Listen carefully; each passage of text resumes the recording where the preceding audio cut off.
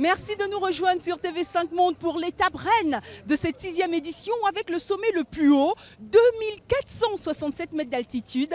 Également l'étape la plus longue, Rubavu-Nyanza.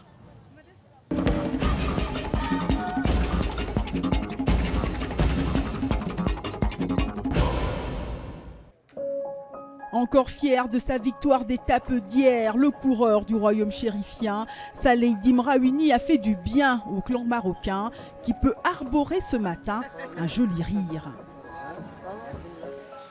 Plus de 170 km à parcourir afin de rejoindre Nyanza. C'est la première fois que le tour s'arrête dans le fief du dernier roi rwandais avant la proclamation de la République en 61. Et c'est un autre sujet d'un autre roi encore bien en place qui commence par s'illustrer. Le Marocain Mohamed Amin El Rafai sort du peloton pour rejoindre Lucas Carstensen qui s'était échappé. Le Marocain le dépose. Carstensen ne peut suivre. El Rafai s'en va seul. Le coéquipier du meilleur grimpeur ne peut pas faire mieux. Il voit le peloton le reprendre. Pendant ce temps, devant, El Rafai poursuit son épopée solitaire. Il est devant depuis une vingtaine de kilomètres maintenant, mais le peloton pointe petit à petit le bout de son nez. Et c'est Mekseb Debesay qui s'en extirpe et dépasse le Marocain. Les Rwandais qui mènent toujours le groupe maillot jaune se rapprochent dangereusement. Mekseb Debesay s'en va. Le Marocain est repris par l'avant-garde du peloton. Après avoir remporté une étape et arborant le maillot de meilleur grimpeur, Debesay ne compte pas s'arrêter là, il accélère, mais c'était sans compter avec le vent qu'il a de face.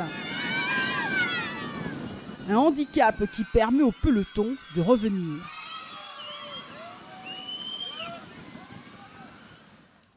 Dans les sommets, dur, mais les Rwandais qui contrôlent toujours la course gèrent. Tandis que derrière, certains souffrent, comme le Camerounais Raoul Hervé Mba. Une étape rude et longue qui va laisser des traces. Et il y en a un qui a déjà laissé une trace dans l'histoire du cyclisme rwandais. Valens Daïsenga qui porte le maillot jaune depuis maintenant 5 étapes. 5 jours que les Érythréens veulent le dépouiller. Mais les Rwandais tiennent bon, même dans les dangereux virages.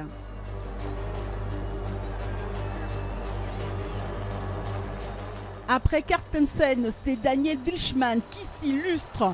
L'autre coéquipier du meilleur grimpeur se la joue solo et part en prouvant ses qualités de maîtrise dans les descentes.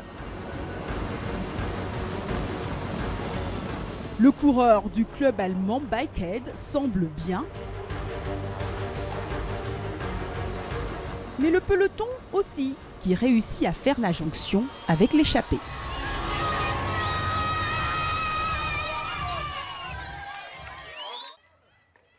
Si pour certains, ce sont les victoires d'étape qui sont visées, pour d'autres comme Méharité Station, ce sont les cols.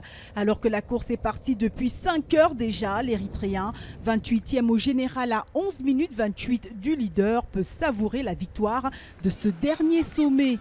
Et même les arbres sont heureux pour lui. Toujours autant de monde sur les routes, le Tour du Rwanda a trouvé son public. Un public qui se déplace par milliers pour venir supporter la petite reine.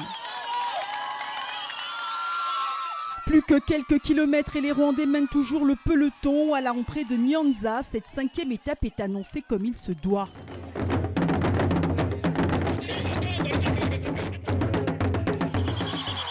C'est groupé que les coureurs arrivent donc à Nyanza, qui remportera ce sprint accueilli par des milliers de supporters.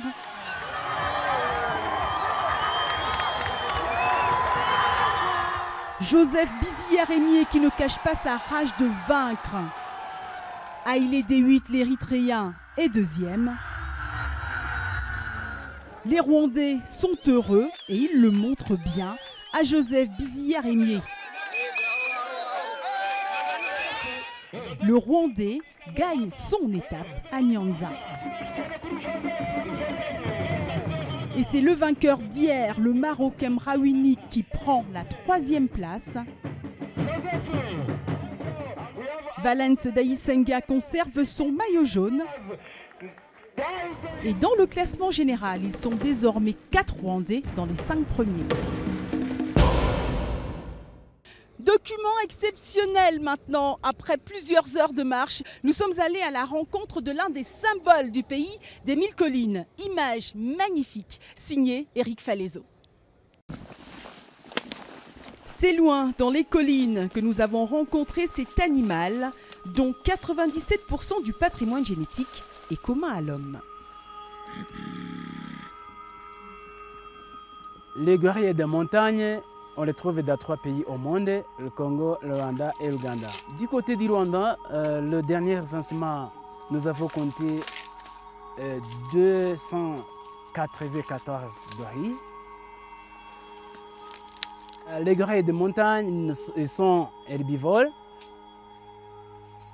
Nous avons compté 19 groupes. Jusqu'à maintenant, le groupe plus large que nous avons eu, il compte 37 gorilles. Symbole du Rwanda, le gorille des montagnes fait donc partie des priorités dans la préservation des espèces en danger, une espèce très structurée qui se déplace souvent. Et quand c'est le moment de changer l'endroit, c'est au chef de communiquer à tous les membres du groupe. Il est en train de marcher parce que là où il allait, il a trouvé un éléphant. C'est pourquoi il doit changer donc. Et oui, dans la nature sauvage, il y a d'autres pensionnaires tout aussi impressionnants. Les gorilles, je dirais que sont des animaux sociaux. Comme ils vivent dans la forêt, comme ils s'organisent, on dirait qu'ils sont trop proches des humains. Les gorilles des montagnes est une espèce en voie d'extinction, une fois non protégée et conservée. Grâce aux efforts conjugués par le gouvernement et nos partenaires, leur population augmente.